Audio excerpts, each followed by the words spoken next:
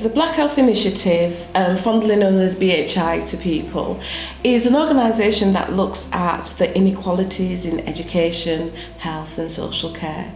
There's been lots of cuts within the voluntary sector. I believe those of us who work within the BME voluntary sector are harder hit because we're specialists, we're in a niche market, and when you see buildings closed and you know that means a project has had to cease trading, it leaves a gap, because just because they haven't got the funding doesn't mean the need's not there anymore. There's a phrase that some funders and commissioners use which is hard to reach.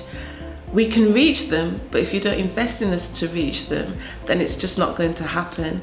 It causes a lot of stress for, say, an organisation like BHI, because we need to survive. It's not even just about thriving now, it's about surviving. We need to be recognised more, not for self-glory, but just so that we can be seen as equal partners. Chapeltown is a very diverse area in Leeds. Unfortunately, has had a lot of negative press. But if people actually cared to come into the area, they would see just how diverse it is, how cohesive it is as well. You know, you will have a synagogue a few steps away from the Sikh temple, then you'll have the West Indian Centre further down. It's just so diverse and thriving. The young people in Chapeltown do get a bad press. It's not usually based on any factual information. I don't believe that the young people are any different from any other young people going. Years back, when young people were on the streets talking, they were just young people talking.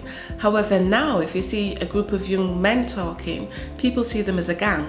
The older generation have a fear of the young people, because when they sit at home and watch the news, all they're seeing is how negative the young people's activities are. So we had a programme as well called Adopt a Granny, which was brilliant.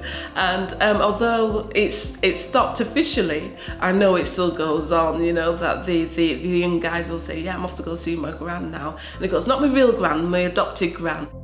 One of our programmes is the Fusion Cafe. For want of a better term, like a luncheon club, but it's intergenerational. So you'll have older people, young people actually go in there and kind of talk with each other, reminisce.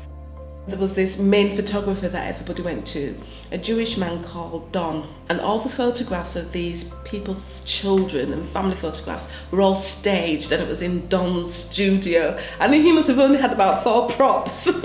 So you looked at the photographs and you went, yes, taken by Don, yes, taken by Don.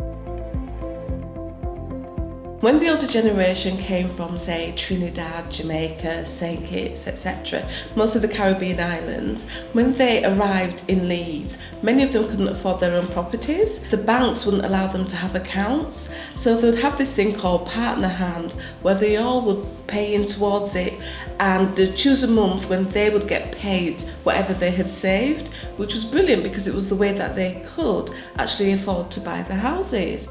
They landed in a country that wasn't necessarily welcoming, but they themselves built their communities, worked together. And when you see that tenacity, that strength, that determination, then you say to yourself, well, actually we could learn a lot from these people.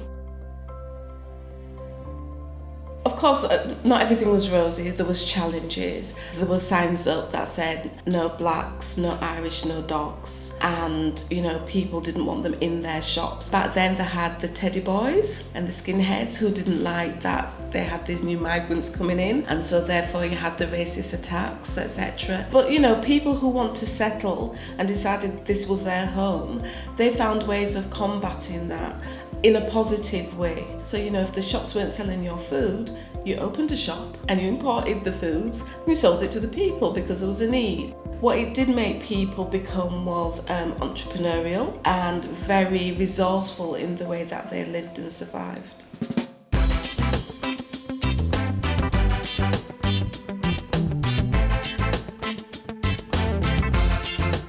The Urbanathon came about because fathers who weren't living with their children, we were trying to encourage them to do something healthy with them, not just take them to a fast food store, sit down, eat, and then take them back to the mothers. It literally came from the ideas of the young people and the men. They said they wanted to get information about health, and I said fine, that's what we're about as BHI, but they wanted it surrounded by fun.